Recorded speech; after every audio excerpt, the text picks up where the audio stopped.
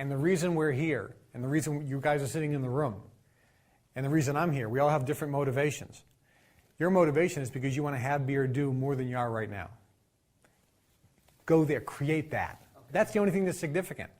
Gotcha. Okay? And I'm here because I want to have an impact on the planet. And the only way to do that is to get you being able to have, be, or do anything more than you are right now. I've already got it. My experience is, I experience this anytime I want, right? Or anything else. So now it's a matter of not just me. It's like I need to make sure that a lot of other people on a mass scale so we reach a tipping point. But my point is we're here to create. And knowing that this power exists means that using what we're teaching can change your frequency. And this is what Henry Ford specifically did not want people to know. And that is, if you were lucky and born from the elite class and with the DNA that vibrates at a high level, you have an advantage. And if I was unlucky and born on the wrong side of the tracks with a low DNA vibration, Henry Ford says, you should be ruling over me. But Henry Ford knew that I could change mine to match yours. And that's what he didn't want people to know, that they had the power to change it. And that's what we're really, when we launch this is the real essence of the big secret that we felt needed to be released. Question? You said the tipping point of what?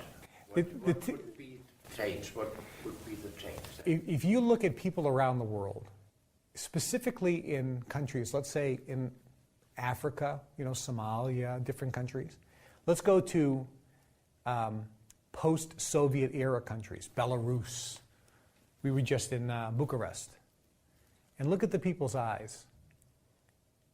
They have hope taken away because of a centralized government telling you you can't do it and stepping on your hopes and dreams and crushing your ability to believe that you can do more and have more or have, be, and do whatever you want.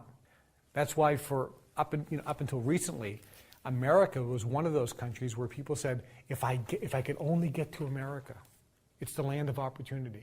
And let me tell you about this. This is an interesting point.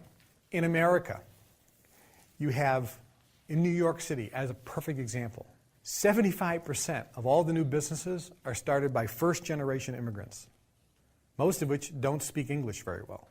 It's not their native tongue. They start businesses. 75% of all the new millionaires are first-generation immigrants who don't speak English very well with no education. Why? Because they come to America with no money but belief. Because they land and go, this is the land of opportunity. I can do anything here. And the guy who grew up in America, who went to college, says, we can't do anything here. See, it's the way they think, right? Determines their success. So around the world, there are people that don't have hope anymore.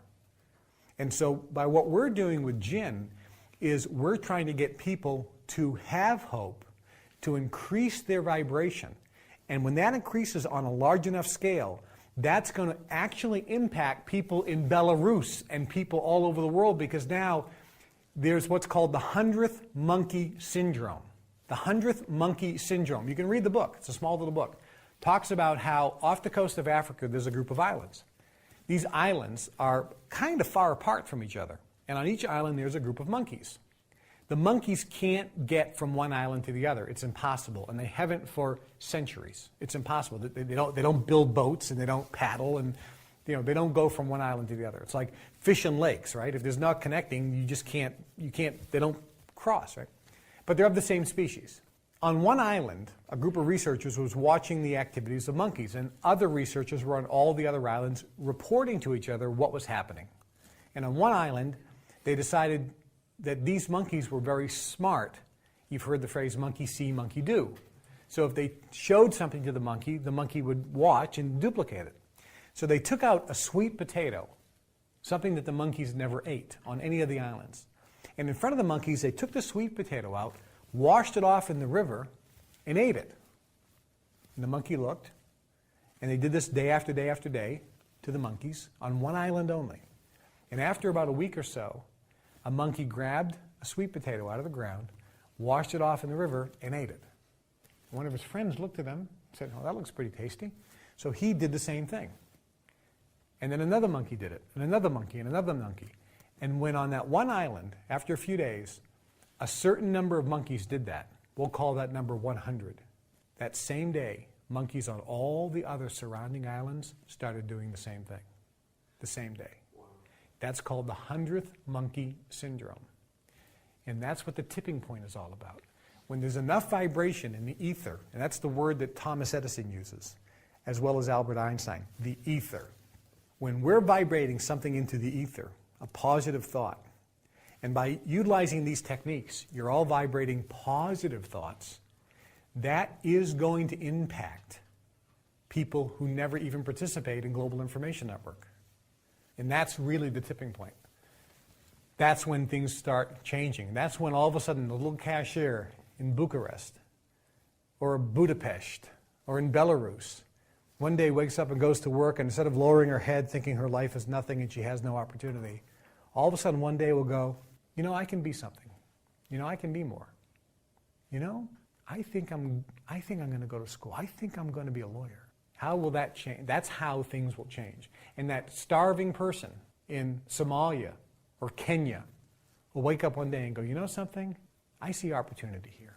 And things will start changing in a big, big way. Again, that's the reason why we're doing this. It's a little bigger scope.